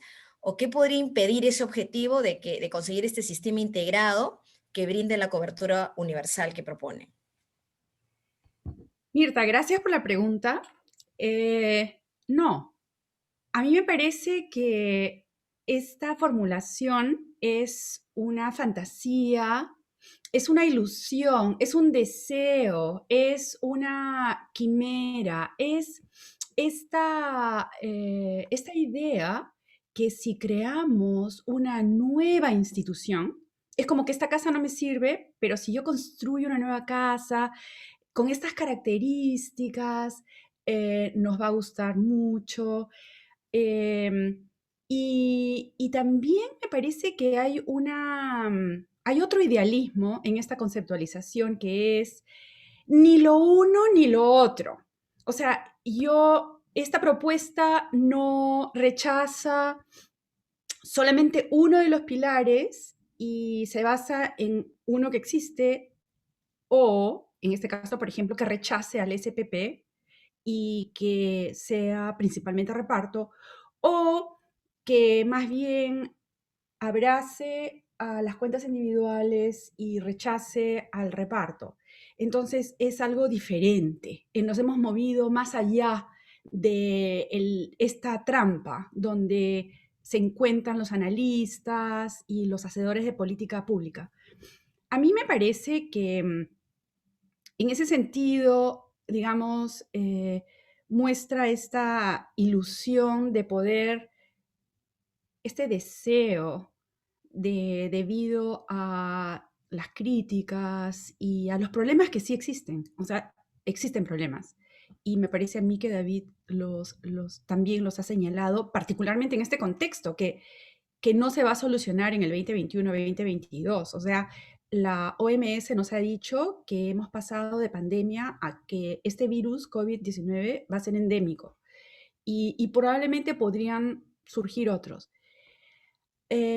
Más bien, yo comparto la perspectiva de David en el sentido de formular entonces un informe técnico para una propuesta que luego se conversa, que se discute, ¿no? Que deberías manifestar, poner de manifiesto las opiniones de la sociedad civil, pero al respecto, también tengo, ojalá que se pudiera hacer eso. Eso sería un acto democrático, de consulta, de discusión, a todo nivel, llevarlo a los gremios, a las organizaciones de las comunidades, etcétera, y tener esa conversación. Este tema es muy ideologizado, es un tema muy, muy difícil, donde las personas, como también lo dijo David, me encanta la imagen de las religiones, ¿no? Distintas religiones y distintas posiciones dentro de la sociedad peruana en términos de tu trabajo, tus miedos, tus convicciones, tus intereses, ¿no? Y yo adicionaría a las dificultades sobre las cuales ha comentado David de COVID-19 y las globales, sobre las tendencias, sobre cómo es difícil cumplir una promesa. O sea, te prometo, María Amparo, que al momento de tu retiro, cuando tengas, en Estados Unidos son 67.8 años para las personas que nacieron en un año, y conforme tu año de nacimiento es más reciente, progresa la edad de jubilación, por ejemplo. Pero que entonces tu pensión suplementaria va a ser este monto. Entonces yo llego a ese momento y la oficina de la Seguridad Social me manda mi cheque por ese monto. De momento está medio funcionando, pero también hay amenazas. Entonces, en adición a la complejidad financiera, de la situación global, de posibles desastres, en nuestro contexto, y con eso termino, tenemos el contexto político de nuestra realidad. Y a mí me parece, no lo sé, probablemente esta comisión, una vacuna pasa por la fase 1, la fase 2, la fase 3, ¿no? Es como si estuviésemos ahora en la fase 1 y ya se va a llevar al pleno, ¿no? Pero, no sé, ahí queda mi análisis, ¿no? Porque encuentro que para algo tan importante como es el bienestar de todos nosotros en esa fase de la vida, creo que tiene que pensarse bien y no debemos arbitrariamente ni copiar algo que funcione en otro lugar, sino que yo creo que nosotros los peruanos somos inteligentes y podemos realmente crear una estructura que vaya creciendo conforme la vamos probando y que va dando una cobertura. Lo voy a dejar ahí porque creo que hay otras preguntas más específicas del auditorio, sí. Exacto, sí, gracias María Amparo. Efectivamente, tenemos varias preguntas. A ver, voy a empezar por una que dice, ¿por qué en la CFP cuando un ahorrista fallece, la pensión solo le corresponde al cónyuge? Y cuando éste fallece, todo lo que se queda acumulado en el fondo se pierde, ya que los hijos mayores de 18 años no pueden tener acceso a esto. ¿No sería conveniente que la pensión nunca se pierda y que los hijos puedan tener acceso cuando ambos padres fallecieron? No sé, David, si quieres comentarnos. Yo una reflexión, un comentario corto justamente de esta pregunta, después una reflexión también de lo que ha venido diciendo María Amparo. La pregunta que menciona el participante, sí, se puede todo se puede asegurar, pero todo cuesta. Ese es el problema del aseguramiento, Claro. ¿no? Claro, se podrían prometer que los hijos nunca pierdan la pensión, que sea vitalicia para todo el mundo, que se herede la pensión. Claro, ¿por qué no solamente mi hijo? ¿Por qué no el hijo de mi hijo, ¿no? Que también mi nieto, ¿no? O sea, pero todo eso hay que costearlo. Uno de los problemas que tiene justamente que encarece los sistemas de pensiones es el tema justamente de todo lo que uno quiere asegurar, ¿no? Por eso cuando uno, en mercados donde el tema está bastante abierto, uno normalmente llega con su fondo, de repente la regulación te dice, te puede obligar o te puede incentivar a contratar una renta vitalicia, ¿de acuerdo? Y tú tienes varias alternativas, ¿no? Con diferentes características, ¿no? Tienes desde la más simple, en la cual no hay aseguramiento de nada, digamos que tendría que ser casi no renta vitalicia, sino un retiro programado, en la cual pues tú decides en cuánto tiempo quieres recibir tu dinero y ya está, pero tienes una herencia, ¿no? Es decir, si se queda, lo que queda se reparte.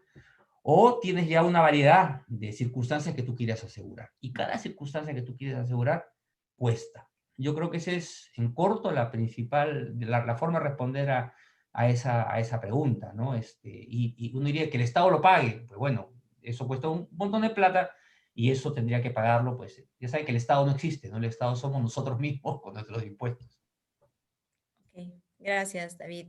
Y hay una pregunta para María Amparo, en que te comenta, se entiende que pensión 65 es una forma de pensión, subsidio de personas que nunca han aportado en su vida, el monto es de 200 soles para cada 2 meses, es decir, 100 soles mensuales. En un cuadro, usted ha comparado la ONP y la FP. ¿Es comparable este tipo de pensión 65 con las otras que sí aportaron los jubilados, también por el monto insignificante, también porque en vez de ser una pensión, es un regalo del Estado para personas adultas que nunca aportó? ¿No le parece que no debería ser comparable con las verdaderas pensiones? Sí, estoy de acuerdo, no es comparable. Las pensiones de la ONP y de la AFP se denominan pensiones contributivas, donde que me parece que es lo que dice la persona que estás formulando la pregunta. Ajá. Y el otro pilar se denomina un programa asistencial, una pensión social o un programa no contributivo. En efecto, es una transferencia, es un regalo del gobierno. En el caso nuestro es a la población mayor de 65 extremadamente pobre. Y yo no sé si el participante sabe que están representados prácticamente todos los distritos del Perú, 1873.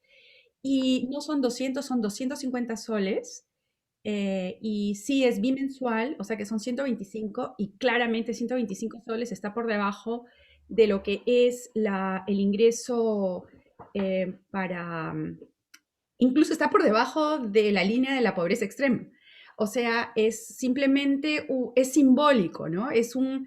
Pero han habido evaluaciones sobre cuál es el impacto que tiene Pensión 65, que han sido realizadas por algunas instituciones, y los resultados de las evaluaciones es que sí empodera a las personas, que las personas que reciben esta pensión la comparten con sus familias, que se destina principalmente a alimentos y que en algunos casos han dejado de percibir ingreso por trabajo un poquito, no enormemente, pero ligeramente, y que también en términos de su salud mental, por ejemplo, mejoró un poquito.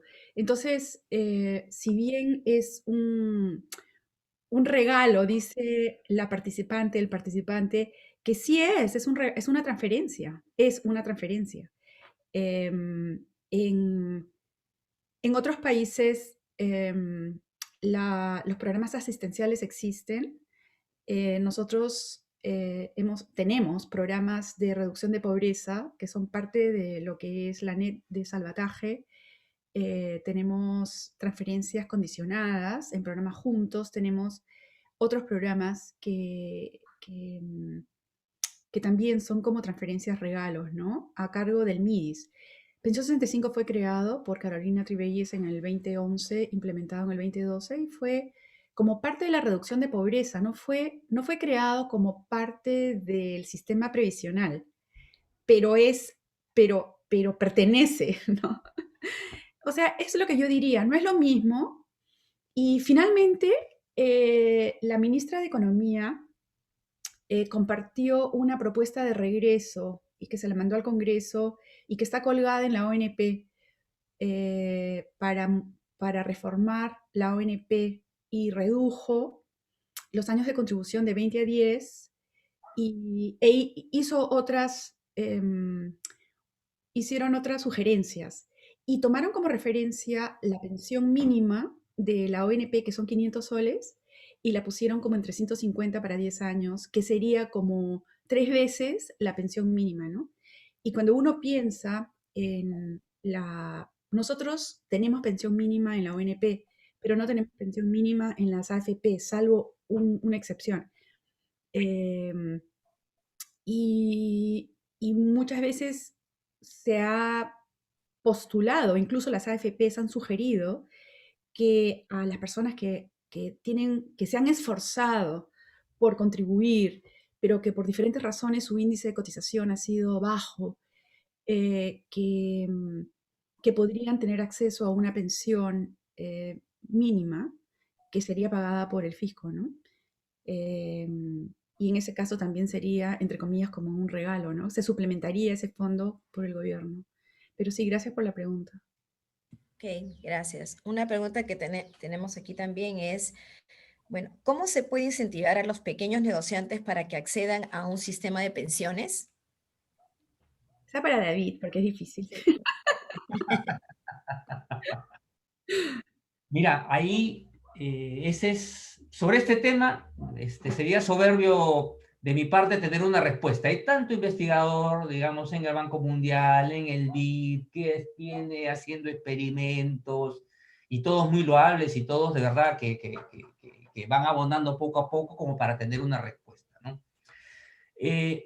A ver, primero hay que entender que en nuestro caso, pues, en el caso peruano, tenemos un colectivo que no se le puede obligar, digo, de facto, no se puede, aunque quisiéramos, no se puede, hay varias, pero en términos de funcionamiento del Estado, no hay forma de ejercer la obligatoriedad de la pensión sobre un colectivo amplio. Dos, está el tema si por el nivel de ingresos que tiene, cuál sería esa proporción, ¿no?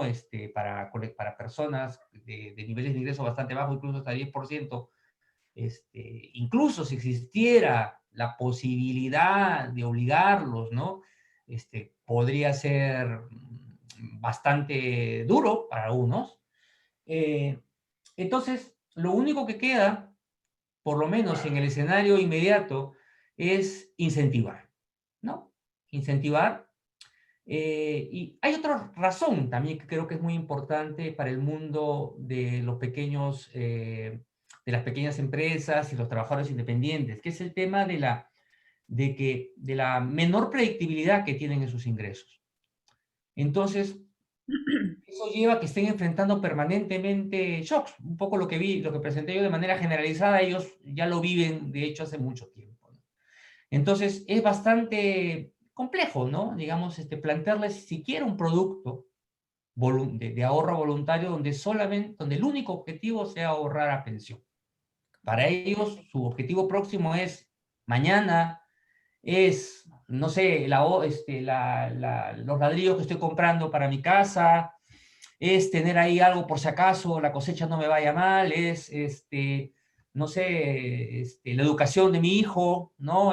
Hay una serie de objetivos que están en el medio, en el cual, pues la pensión es una cosa que se ve, ¿no? Que se va construyendo en el camino y casi sin darse cuenta. Entonces, una experiencia, parte del trabajo que yo hago con Pinbox es el diseñar productos integrados, ¿no? Para estos colectivos, justamente. Es el trabajo que tengo justamente en Kenia, donde el tema está trabajando, digo, con bastantes buenas expectativas, en la India y en Ruanda, ¿no? Y justamente estamos viendo, parte de mi trabajo es impulsar el tema acá en Latinoamérica, que es el hecho de no solamente ofrecerle un producto de pensión, sino tú tienes que ofrecerle a esos trabajadores un producto que tenga posibilidad de liquidez, posibilidad de aseguramiento de algo inmediato, algo que les sea útil, o sea, algo que lo tengan claramente en vista, como puede ser un seguro de fallecimiento, un pequeño seguro de vida, que esa es una gran preocupación que tiene este trabajador independiente, el hecho de que su familia quede desamparado porque mañana lo atropelle una combi, ¿de acuerdo? O sea, esa es una cosa que no los deja pensar y a veces no tienen acceso a ese producto. Y un tercero que les permita generar un ahorro a largo plazo. Pero esas tres cosas a veces están separadas. Entonces, lo que nosotros hemos hecho es trabajar una plataforma, ¿no? En la cual juntas al sector privado, la plataforma lo que hace ya es, te reduce, en principio, en teoría, tremendamente los costos de intermediación, porque ya la plataforma de alguna manera ayuda a conectarte con este colectivo. tratar de incorporar dentro de esos 3 esquemas a un agregador, alguien que tenga una validez clara ante este colectivo, como puede ser una empresa microfinanciera, que ya los tiene, lo que pasa es que no tiene ese producto, ¿no? Se lo puedes colocar y ser parte de la asociación para brindarle ese producto específico que tenga estos 3 elementos, ¿no? Liquidez, seguridad y vamos a llamarlo pensión, ¿no? Y bueno, y ahí incorporarle la parte tecnológica, que no solamente es la plataforma, sino cómo interactúas con ellos. Nosotros trabajamos, por ejemplo, directamente, no le generamos una app adicional, porque apps abundan y la gente que tenga que aprender a utilizar una app. No, directamente al WhatsApp. Lo llevamos al WhatsApp y en 2 minutos, apretando 1 o 2, poniendo su DNI, sobre todo cuando hay DNIs electrónicos, y en estos países que les he comentado lo hay, en Perú también lo hay, uno podría empezar a facilitar. Pero esa es la base, ¿no? Luego viene el tema incentivarlos, que no es fácil, ¿no? Digamos, el BID te ha mostrado ya que una vez cuando te pones la plataforma sobre la marcha, es difícil, ¿no? Digamos, los ahorros que se generan son muy poquitos. Entonces, pero por algo se empieza, ¿no? Por algo se empieza, es el tipo de facilidad que hay que intentar buscar, ¿no? Ok, gracias, David. Yo con esta respuesta has justamente atendido 2 inquietudes similares, así que paso a la siguiente, donde dice, de acuerdo a las proyecciones e indicadores, el sistema privado de pensiones se está debilitando por el hecho de que la economía está perdiendo su vigor. Salvo existe una recuperación, ¿qué opciones tienen las personas que se ven en la necesidad de retirar parte de sus fondos? Bueno, yo podría iniciar una respuesta y luego David, si desea, puede suplementar. Em, en realidad, la capacidad de retirar de un fondo de ahorro previsional debería estar sujeto a una serie de condiciones y ser una opción de última instancia. Entonces, me parece que en su presentación David tuvo un cuadro donde para algunos países de la OECD había puesto como cuáles podrían ser las razones por las cuales uno puede retirar del fondo previsional. Y yo tengo un poco de experiencia en el caso de los Estados Unidos al respecto.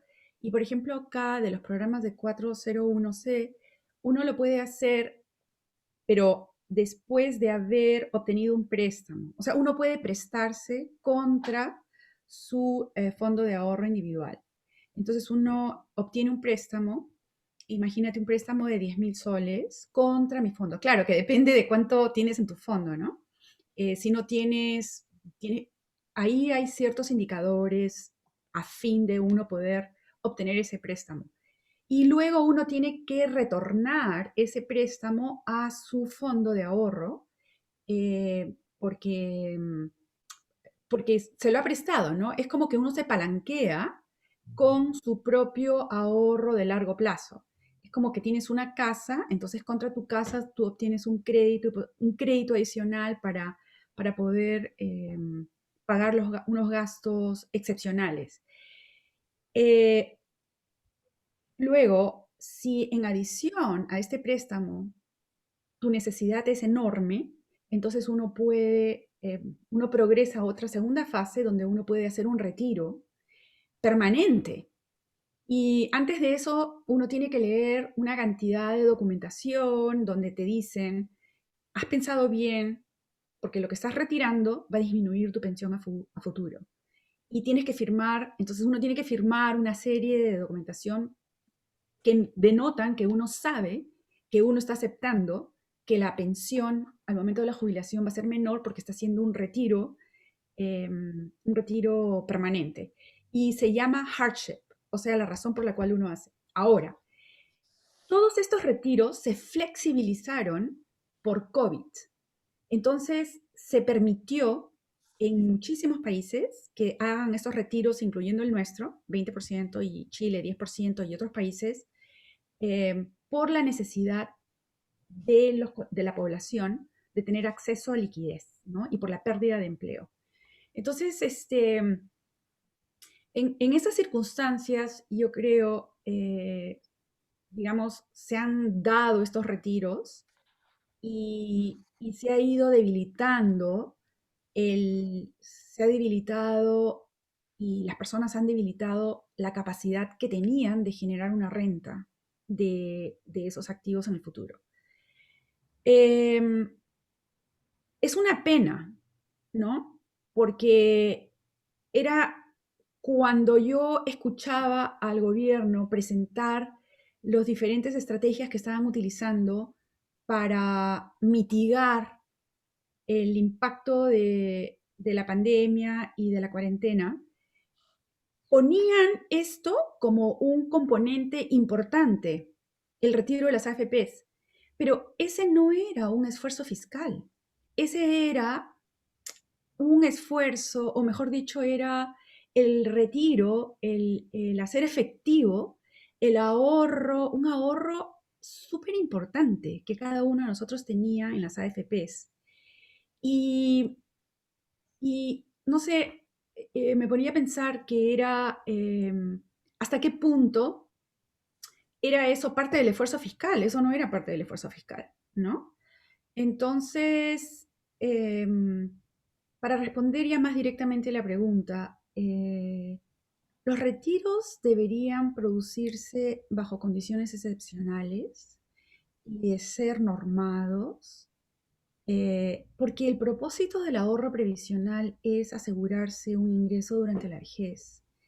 Y lo que ha sucedido en nuestra sociedad es que incluso los sectores más modernos, más informados, que han tenido que retirarlo porque, por las exigencias del día al día, no van a tener pensión. Y, y entonces lo que está sucediendo es que de una manera indirecta las familias, y no todo el mundo tiene familias funcionales, y no todo el mundo tiene hijos, y no siempre, hay una literatura enorme sobre el abuso de las personas mayores en sus familias, así como por terceros que los quieren engañar todo el tiempo, ¿no? Y entonces, me parece a mí que en el Perú el sistema tradicional de apoyo a nuestras personas mayores ha funcionado y todavía funciona. Pero sí estoy segura, yo no he hecho estudio al respecto, yo solamente he leído, estoy segura que también hay casos donde hay dejadez, donde hay abandono, donde la pensión llega y a esa edad nosotros ya tenemos problemas crónicos y problemas de, tú sabes, de Alzheimer, entonces puede estar llegando, firma acá, entonces tú firmas, llega el cheque y uno ni siquiera lo ve. No, el abuelito ya no necesita nuevas pijamas, o no, o sea, De entonces acuerdo. lo último que quiero decir es, estos esquemas para microempresarios y es un desarrollo ulterior de todo lo que hemos aprendido en la microfinanza, que empezó con no solamente te vamos a dar pequeños préstamos, sino ahora tú tienes que ahorrar, ahora paga una cantidad pequeña para tu, si uno se muere, para poderte enterrar, ahora da una pequeña cantidad porque te vamos a dar salud materno-infantil. Ahora, o sea, en verdad se comienza a asegurar a través de la creación de estos productos. A mí eso me parece súper bien. También en ese contexto se podría crear solidaridad dentro de esa comunidad para que haya, como lo ha recomendado el Plan Madrid, por ejemplo, las casas del adulto mayor, ¿no? Que no solamente sean casas, que en algunos distritos de Lima funcionan, pero que puedan convertirse después en viviendas y que sean financiados con el esfuerzo también de una colectividad.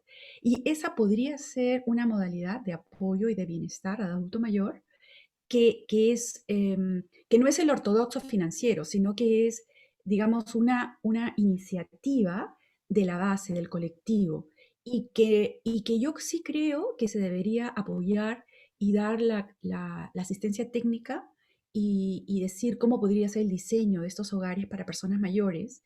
Y luego, y entonces el subsidio no tendría que ser en dinero del gobierno, sino que podría ser garantizar que tengan su proteína, que tengan su alimentación, ¿no? Una cosa de esa naturaleza. O sea, hay modalidades, hay que pensarlas, ¿no? Sí, de acuerdo. Y yo creo que en lo que comentas, María Amparo, hace poco salió la noticia de que hay un índice mundial de pensiones, cómo catalogan a los sistemas en diferentes países, que lo realiza una consultora Mercer y CFA Institute, donde nos ubica a Perú de 24, la posición 24 de 39 países, ¿no? Y además nos califica como una letra C, un nivel medio, que significa que si bien nuestro sistema tiene algunas buenas características, también tiene gran riesgos y deficiencias para abordarse. Y esto un poco lo analizan diferentes expertos, argumentando de que efectivamente en nuestro país este retiro, este constante recurrir quizás a ver la posibilidad de un retiro de fondo de pensiones está afectando lo que tú dices, al final te estás eliminando el fondo de pensiones. Entonces, la pregunta un poco, David, era, tú comentabas efectivamente que hay diferentes modelos en el mundo, quizás ninguno perfecto, hay muy buenos, pero esta constante tendencia a ir retirando un porcentaje de tu fondo, ¿no? No debería estar muy relacionado con el tamaño del fondo que tenemos como país. O sea, no podemos comparar un retiro que has visto que en unos como Chile, que retira solo el 10%, nosotros en el tema de pandemia pusimos el 25%. O sea, no deberíamos estar analizando, como bien comenta Amparo, un poco estas condiciones, o mejor ir por programas que te aseguren o que te den mayor garantía de que efectivamente al adulto mayor o al que necesite la pensión realmente va a cubrir el objetivo. ¿Sí? En los países que tú has visto, en los diferentes modelos, ¿qué nos puedes opinar? A ver, ahí hay dos preguntas, ¿no? De lo que es en la acumulación y la desacumulación. En la parte inicial de ahorro, pues claro, yo coincido prácticamente con todo lo que ha dicho María Amparo. Yo añadiría o reforzaría más que añadir lo que ha dicho ella, que yo creo que estas cosas hay que definirlas ex ante, ¿no? Hay que dejar claramente cómo va a funcionar tu sistema, que es fundamentalmente, es un sistema de ahorro para el retiro.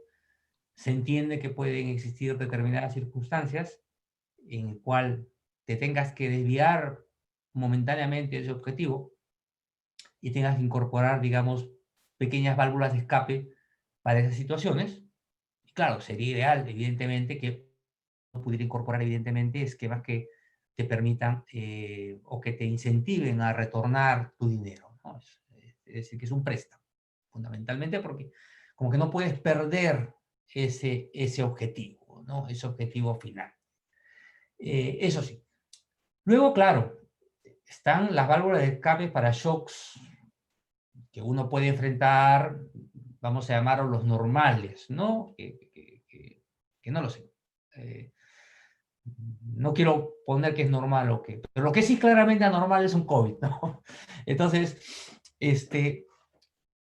ahí, en esas circunstancias, uno lo que puede, y estoy pensando ya totalmente sin ningún respaldo de experiencias, ¿ah? Ya simplemente por lo que la realidad te trae, ¿no? Hay que entender que, bueno, a determinados segmentos le genera una enorme vulnerabilidad, ¿no? Y que tú puedes haber planteado válvulas de escape para situaciones, shocks normales, pero podrías, mira que lo dejo ahí, plantear que, ok, eso es tan excepcional que se podría identificar, ¿no? Alguna ayuda adicional de este fondo. Ojo que para el sector formal ya tiene su CTS, que si funcionara bien, de alguna manera ya tienes una fuente de liquidez. Los sectores vulnerables, que no son precisamente los que están en el mundo formal, pues ya tienen también una ayuda por parte del gobierno, ¿no? Pero si uno quisiera dar algún acceso adicional, pues debería ser muy focalizado. Yo ahí ya me olvidaría de porcentajes, sino me focalizaría fundamentalmente en condiciones extremas, ¿no? De aquellos que tengan pues acceso a estos fondos y que, bueno, ¿no? Se le puede permitir algún tipo de facilidad, ¿no? De apertura para ese lado, ¿no? Y ahí ya nos quedamos ya para ver cuál es el detalle, ahí sí no lo sé. Es simplemente una visión muy, muy, muy borrador de esa parte. Y ya en la etapa final, pues ese es el punto, ¿no? El punto es que si es que no devuelves al fondo, o si es que de lo que has logrado ahorrar, que para bien o mal era un colchón o un ingreso importante para esa etapa, pues ya hemos visto, eso se va a ver de manera disminuida de manera sustancial, ¿no?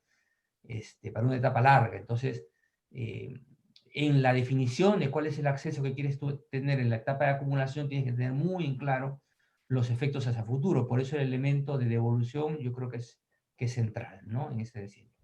Ok. Sí, es una buena idea. Mira, hay una pregunta para ti, David, respecto a tu presentación. Dice, explicó que la tasa de reemplazo está en el orden de 10 al 35%, siendo la tasa de reemplazo lo que un jubilado recibiría por proporción de los últimos sueldos recibidos. Dijo también que el 10% sería recibido aquellas personas que en el transcurso de sus aportes no fueron regulares por diferentes motivos. Por ejemplo, pérdida de empleo, también dijo que a estas personas recomienda tener otros recursos, otras fuentes de jubilación. ¿Cómo lo haría? A ver, en primer lugar, la gráfica era de 17 a 35, que era el estimado, ojo, el estimado del BIC. ¿Ok? Y en este tema también hay que partir diciendo que pueden haber diferentes estimados. ¿De acuerdo? Todo depende del supuesto que le pones detrás. Pero, fíjese, ¿no? Estamos hablando en un escenario base, ¿no? De tasas de reemplazo que responden al insumo o lo que tú le has puesto al sistema. Si has puesto poco, pues obtienes poco. Ese es el punto central, ¿no? Recuerda que la tasa de reemplazo está calculado para el pago de una pensión de por vida, ¿no? Entonces, la primera reflexión que uno que tiene que hacer es, ¿cuánto aporta? ¿No? ¿Por cuánto tiempo ha aportado? Y luego decir, oye, imagínate que ha aportado solamente 10 años de mi vida, ¿no? Y entonces, si me van a dar una pensión, y pide que solamente ha aportado 10 años de mi vida, y me va a dar algo que es 4 veces más de lo que he aportado, pero no 10 años, sino por el doble o más, si es que eres ojeo, pues el sistema en esa parte de ese concepto de rentabilidad cumple su rol. Su rol es generar el principal valor agregado de esos esquemas basados en rentabilidad y generar la mayor rentabilidad posible sujeto a riesgo. Entonces, ok. El tema es cuánto has ahorrado obligatoriamente, ¿no? Y durante ese periodo uno puede pensar, y ese es justamente el concepto de la obligatoriedad donde queda más claro, es difícil pensar que uno haya logrado sobrevivir el otro 50 o 60% de tu carrera laboral sin haber generado ingresos. Ha generado ingresos. Lo que pasa es que ya ahí nadie te ha obligado a ahorrar. ¿De acuerdo? Quizás no eran los mismos que tenías antes, pero seguro que has ahorrado, pero no has ahorrado de manera sistemática para pensiones, ¿no? Entonces, a eso nos referimos con el tema de la complementariedad, de buscar, pues, confiar, digamos, por un lado puedes confiar abiertamente que las personas de forma individual, como algunos más libertarios piensan, van a ahorrar y verán cómo financian esa etapa, o incorporar elementos de ahorro voluntario, que va conectado a lo que les comentaba en la respuesta anterior, de incentivar a las personas a que, pues, ahorren, ya no sé si solamente a jubilación, pero que tengan un concepto de ahorro a largo plazo que les permita complementar esa etapa, ¿no? Lo que pasa es que también nosotros nos vemos influenciados, el tema que comentaba también Vale Amparo, por un poco de lo que ha sido la forma tradicional de ver en nuestro país lo que es la etapa de jubilación, ¿no? Que es que uno confía mucho en el vínculo familiar, ¿no? Particularmente en nuestros países, en el Perú, ¿no? Que mi hijo me va a mantener, pues yo mantuve a mi abuela en mi casa, lo mismo hizo mi esposa, o a veces tenemos hasta el tío, al abuelo, ¿no? Viviendo ahí con uno y claro, pero esas cosas van cambiando con el tiempo porque la gente va saludable y vive más tiempo, tiene menos hijos, y uno puede tener como referencia a China, donde ya en casa la gente no solamente tiene al abuelo, sino tiene al bisabuelo y al tatarabuelo viviendo en la casa, ¿no? Porque viven mucho tiempo. Entonces, todo eso significa presiones grandes para las generaciones actuales, ¿no? Entonces, yo creo que ahí hay un rol importante por parte del Estado en facilitar formas de generar este ahorro para una etapa que va a ser, pues, claramente amplia, ¿no? Ok, muchas gracias, David Meraparo. La verdad que hay una serie de preguntas todavía, porque es un tema de mucho debate. Sin embargo, yo creo que nos han aportado muchos con sus comentarios. Y bueno, esperemos que hoy, con todas las investigaciones, diagnósticos y propuestas que hoy se están vertiendo, y como ustedes, grandes especialistas y expertos en el tema, esperemos que esta organización, la OPP, ¿no?, esté conformada por especialistas independientes que lleguen a una solución de corto, mediano y largo plazo. Porque creo que lo que nos queda de mensaje también, que esto no es de la noche a la mañana, sino va a haber un proceso de transición.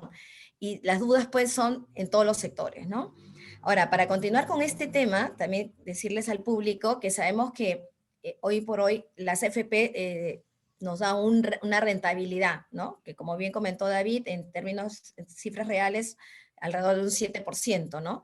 Y para tratar este tema en detalle, justamente tenemos la otra conferencia el día 30, que invitamos a todos los participantes a las 8 de la mañana, donde quizás vamos a poder absorber ciertas preguntas que estaban referidos a las concretamente a qué pasaba con la rentabilidad de sus fondos, ¿no?